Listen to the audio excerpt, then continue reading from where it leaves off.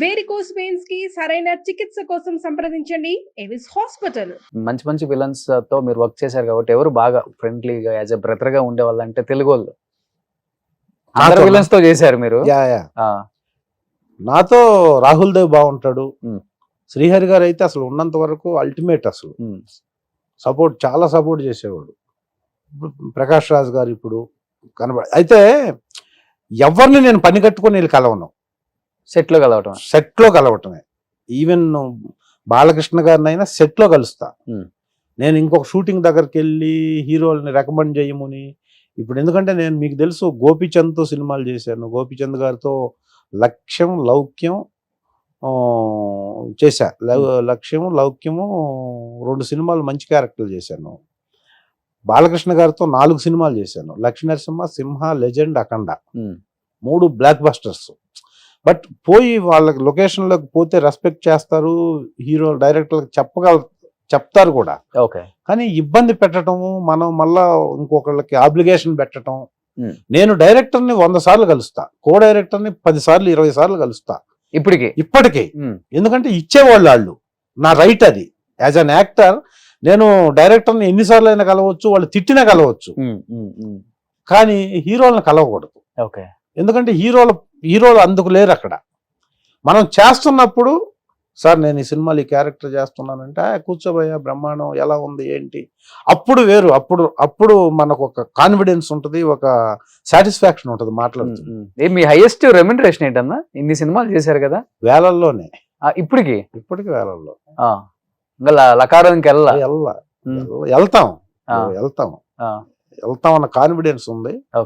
But ఇంకొకటి ఏంటంటే, నేను స్ట్రాంగ్ గా బిలీవ్ చేసేది ఏంటంటే, ఇది తగ్గకుండా ఉంటే చాలు.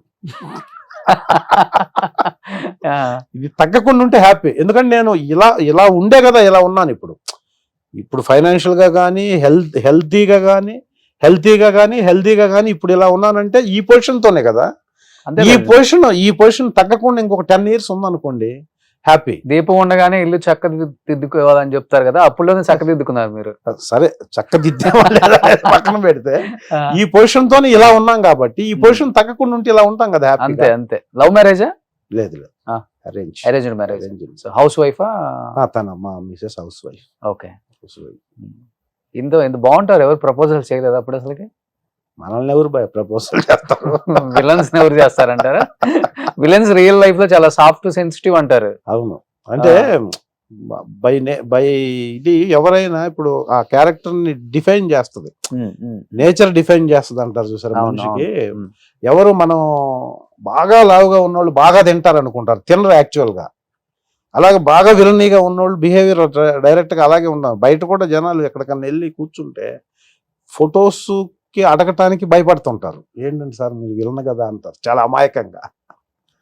సో అలా ఆ నేచర్ అంతా అలా అక్కడ చేస్తున్నాం కాబట్టి అక్కడ అలా ఉండకూడదు అనుకొని ఇలా ఉంటారు జనరల్ గా.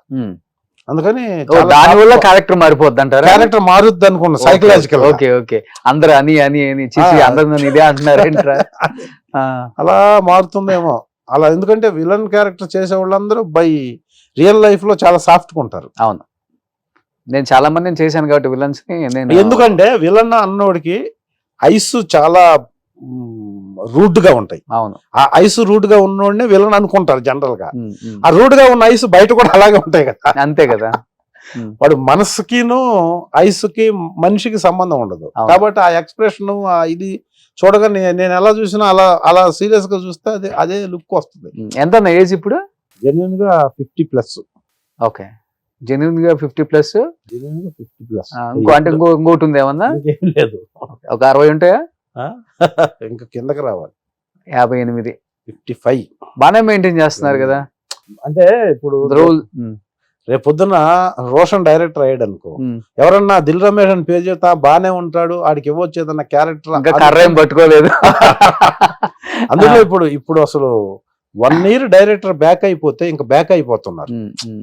ఇప్పుడంతా యంగ్ జనరేషన్ అసలు డైరెక్టర్స్ చాలా ఎక్కువ మంది ఉన్నారు తెలుగు ఇండస్ట్రీలో, సక్సెస్ఫుల్ డైరెక్టర్స్. వాళ్ళందరి దగ్గరికి మేము రీచ్ అవుతున్నామంటే అఫ్ కోర్స్ ఏదన్నా ఇస్తే చేయగలడు అన్న ఫీలింగ్ వాళ్ళకి. ఫిట్నెస్ డెఫినెట్ గా మెయింటైన్ చేయాలి. ఎన్ని అవర్స్ చేస్తారు జిమ్ డైలీ? నేను జిమ్ 1-2 hours. ఇంట్లోనే జిమ్ ఏ ఉండదు, Indian Indian exercise, floor exercises చేస్తాను. Hmm. ఫుడ్ మెయింటెనెన్స్, ఎవరైనా జనరల్గా నువ్వైనా నేనే అసలు ఇప్పుడున్న ఎన్విరాన్మెంటల్లో ఫిజికల్ ఎక్సర్సైజ్ లేకుండా ఏ మనిషి 50 సంవత్సరాల తర్వాత హెల్దీగా లైఫ్ లీడ్ చేసే పరిస్థితుల్లో లేరు. అవును. కారణం ఏంటంటే ఇప్పుడు చెప్తాను మీకు సంబంధం, మీరు అడగకుండా ఒకటి. మనకి బై నేచరు ఒక 5 ఉన్నాయి. ఈ 5 మనం కాపాడుకోవాలి అనుకుంటే వాటిలో ముఖ్యమైనది గాలి. మనకు ఫ్రీగా వచ్చే గాలి చెట్ల నుంచి వస్తుంది, అందరికీ తెలుసు. అవును. ఒక్కరోజు 24 గంటల్లో ఒక మనిషి పీల్చే గాలి 3 సిలిండర్లకు సంబంధం. 3 సిలిండర్లు అంటే 3 ఆక్సిజన్ సిలిండర్లకు సమానం. ఒక్క సిలిండర్ ఈరోజు మనం మార్కెట్లో వెళ్ళుకుంటే 700, అంటే రోజుకు 2100 పెట్టి మనం పీల్చే గాలి కొనాలి, అది కానీ కమర్షియల్ అయితే. సో సంవత్సరానికి 7,66,000 అవుద్ది ఆ గాలి. భారతదేశంలో ఇప్పుడు ఆయు ప్రమాణం సైంటిఫిక్ దీని ప్రకారం 65 సంవత్సరాలు అనుకుంటే, అవును, ఒక మనిషి నార్మల్ గా బ్రతకడానికి 5 కోట్లు పెట్టి ఈ గాలి కొనాలి మనం. ఇందాక నేను చెప్పిన కొమర జాజి అనే వ్యక్తి చేస్తున్నది ఆ ప్యూర్ గాలి, ఆ ప్యూర్ గా ఉండే ఎయిర్ లేక ఢిల్లీలో చాలా కష్టపడుతున్నారు. పొల్యూషన్ కదా, పొల్యూషన్.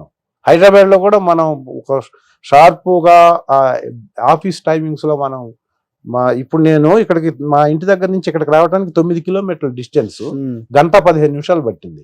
ఈ 1:15 నిమిషాలు బైక్ మీద వచ్చే వాళ్ళ పరిస్థితి అయితే. టైం బాగుంది, మీరు తొందరగా వచ్చారే. అంత టైం బైక్ మీద, కార్లో వచ్చేవాళ్ళు కొంత కంఫర్ట్ కొంతవరకు, బైక్ మీద వెళ్తుంటే ఎంత కార్బన్ డైఆక్సైడ్ వెళ్ళిపోద్ది లోపలికి. అందువల్లే ఈ మొత్తం వోకల్ కార్డ్స్, లంగ్స్ అంతా పోయి శ్వాసకోశ సంబంధ వ్యాధులు. అవును. సో మనం దీన్ని బట్టి ఏం చేయాలంటే, ఒక కొమర జాజి అనే వ్యక్తిలాగా మనం కూడా వీలైనప్పుడు కనీసం మొక్కల్ని పెంచకపోయినా పర్లేదు కానీ మొక్కల్ని నరకకూడదు. చెట్లను నరకటం అనేది కొంతవరకు వాకింగ్ కూడా మంచిగా చెట్లు ఉన్న ప్లేస్ లో చేస్తే చాలా మంచిది. ఎస్.